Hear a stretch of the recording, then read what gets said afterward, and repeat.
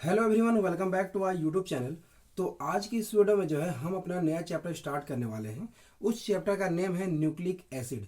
तो nucleic acid जो है बायोमोलिक्यूल्स का एक बहुत इंपॉर्टेंट पार्ट होता है। तो आज की इस वीडियो में जो है हम एक बेसिक इंट्रोडक्शन के बारे में जो है समझेंगे कि न्यूक्लिक एसिड क्या होता है एंड ये किन किन चीज़ों को जो है कंसिस्ट करता है एंड इसका जो एक बेसिक चैन चलता है, मतलब किस तरीके से जो है हम न्यूक्लिक एसिड को आगे आने वाले वीडियोस में जो है समझेंगे। उसी का एक बेसिक चार्ट भी जो है इस वीडियो में मैं आप सभी के साथ में जो है डिस्कशन करूंगा। तो वीडियो को एंड तक जरूर देखना, बहुत ही ज़्यादा इंपॉर्टेंट वीडियो है बिकॉज ये आपके लिए जो है एक बेसिक है। सबसे पहले जो है न्यूक्लिक एसिड के बारे में अगर हम बात करेंगे तो ये एक कलरलेस सब्सटेंस होता है, कलरलेस सब्सटेंस होता है जो बेसिकली कंसिस्ट करता है आपका carbon, hydrogen, nitrogen, oxygen and phosphorus. कभी कभार एग्जाम्पल्स में आपको ये भी पूछा जाता है कि न्यूक्लिक एसिड में कौन कौन से जो है हमारे ग्रुप्स प्रेजेंट होते हैं। उसमें हमारा carbon, hydrogen, nitrogen, oxygen and phosphorus present होते हैं। और न्यूक्लिक एसिड बेसिकली जो है एक पॉलीमर होता है। क्या होता है? एक पॉलीमर होता है। इसके बेसिक दो टाइप जो आप बेसिकली डेली लाइफ में ज़्यादातर नेम से सुनते हैं, उसका नेम होता है आपका डीएनए एंड आरएनए। ठीक है, ये दो बेसिक जो नेम है बहुत ज़्यादा फेमस नेम है। इसके बारे में जो है आए दिन आप कहीं ना कहीं पे जो है पढ़ते ही हो। ठीक है, यहाँ पे डीएनए एंड आरएनए, इसके बारे में जो है हम इस चैप्टर में बहुत अच्छी तरीके से समझेंगे। तो अब जो है एक बेसिक चार्ट में बताता हूँ किस तरीके से हम न्यूक्लिक एसिड को जो है डिस्कस करते हैं। तो यहाँ पे अगर आप यहाँ पे एक न्यूक्लिक एसिड है, ठीक है, मैं ऊपर से लेकर के जो है लोअर की तरफ चलूंगा, उसके बाद जो है एक एक चीज़ों को जो है मैं यहाँ पे ऐड करते चलूंगा। जैसे आपका एक न्यूक्लिक एसिड है, न्यूक्लिक एसिड को जब आपने क्या कर लिया, तो न्यूक्लिक एसिड को जब आप हाइड्रोलिसिस करो यानी उसको ब्रेक करोगे तो ये बेसिकली आपको प्रोवाइड करता है न्यूक्लियोटाइड। क्या प्रोवाइड करता है? न्यूक्लियोटाइड्स। ओके, अब न्यूक्लियोटाइड जब हाइड्रोलिसिस होगा, जब ये ब्रेक करेगा, तो ये आपका जो है प्रोवाइड करता है न्यूक्लियोसाइड, न्यूक्लियोसाइड्स। उसके साथ में जो है ये आपको प्रोवाइड करता है फॉस्फोरिक एसिड, फॉस्फोरिक एसिड। ये दो चीज ये प्रोवाइड करता है। अब जो है ये जो आपका न्यूक्लियोसाइड वाला टर्म है, ये बेसिकली दो चीज प्रोवाइड करता है। एक आपका प्रोवाइड करता है प्यूरिन और पिरिमिडिन बेस,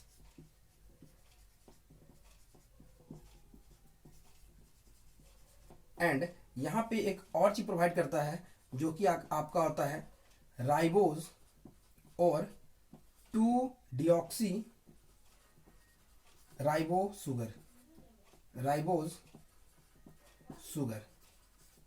मतलब यहां पे मैंने क्या कहा कि जब आप न्यूक्लिक एसिड को हाइड्रोलिसिस करो तो आपको न्यूक्लियोसाइड मिलेगा, सॉरी न्यूक्लियोटाइड मिलेगा, एंड उसके बाद में जो है आपको न्यूक्लियोसाइड प्लस फॉस्फोरिक एसिड मिलेगा। और इससे जब न्यूक्लियोसाइड को आप हाइड्रोलिसिस करोगे तो आपको purine and pyrimidine base and उसके साथ में जो है राइबो या फिर जो है 2 डिऑक्सी राइबो, यहाँ पे राइबोस शुगर मिलेगा। तो यहाँ पे एक बेसिक चार्ट हमें समझ आ रही है। क्या समझ आ रही है? कि न्यूक्लिक एसिड जो है किन चीज़ों से मिलकर बना हुआ है। तो उसका एक स्टार्टिंग यहाँ पे हमारे कंपाउंड्स प्रेजेंट है, purine, pyrimidine base and ribose, and यहाँ पे 2 डिऑक्सी राइबोस शुगर यहाँ पे प्रेजेंट है। ठीक है, तो यहाँ से जो है हमने अभी ऊपर से नीचे की ओर चला है। हम जब इस चैप्टर को पढ़ेंगे तो हम यहाँ पे नीचे से जो है ऊपर की ओर चलेंगे। मतलब पहले हम राइबोस एंड 2 डिऑक्सी राइबोस के बारे में समझेंगे, देन प्यूरिन पिरिमिडिन बेसिस के बारे में समझेंगे, उससे जो है हम न्यूक्लियोसाइड का फॉर्मेशन करेंगे, न्यूक्लियोसाइड से जो है न्यूक्लियोटाइड, देन हम न्यूक्लिक एसिड के ऊपर में जो है इस चैप्टर में चलने वाले हैं।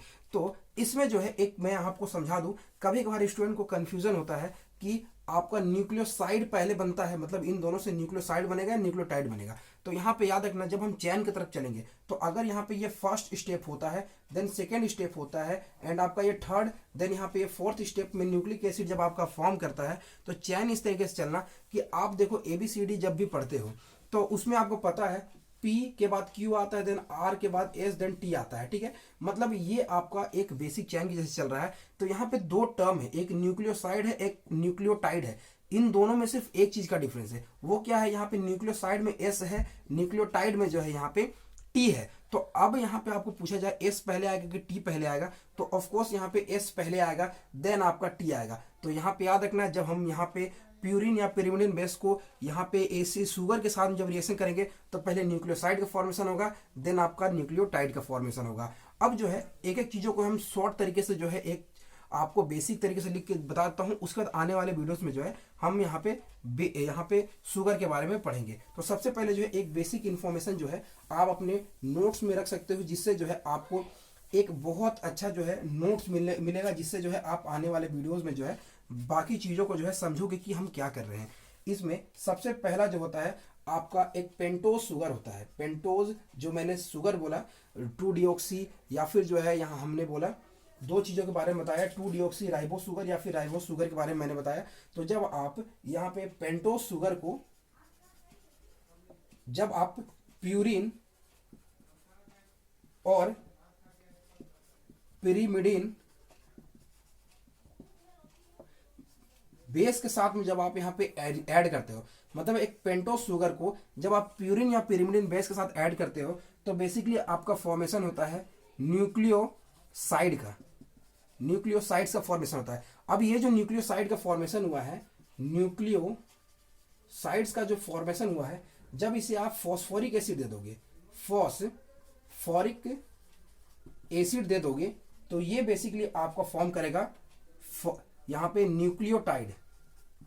न्यूक्लियोटाइड्स का जो है फॉर्मेशन करेगा। तो देखो एस पहले आया देन टी आया, मतलब पहले न्यूक्लियोसाइड बना देन न्यूक्लियोटाइड बना। यही चीज बता रहा था आपको, एस टी आप सिंपली याद रखना, एस के बाद टी आता है।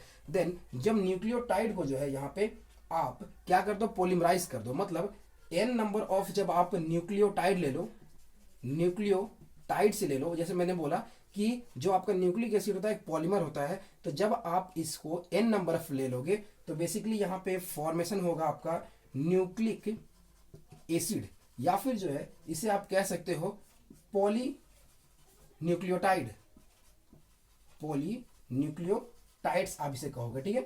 तो ये इंपॉर्टेंट चीज था जो मैं आपको यहाँ पे एक बेसिक चार्ट के थ्रू समझाना चाहता था, और यही हमारा न्यूक्लिक एसिड का जो है जनरल इंट्रोडक्शन एंड उसका बेसिक चार्ट था। उम्मीद है आपको ये चार्ट समझ आया होगा, ये टर्म्स समझ आए होंगे। ये टर्म्स आपको आने वाले वीडियोस में जो है बार बार देखने को मिलेंगे, और इसी के थ्रू जो है हम चैप्टर को रिमेंबर रखेंगे। तो आज की वीडियो के लिए बस इतना ही। अगले आने वाले वीडियोस में जो है हम एक एक टर्म को समझेंगे। तब तक के लिए थैंक्स।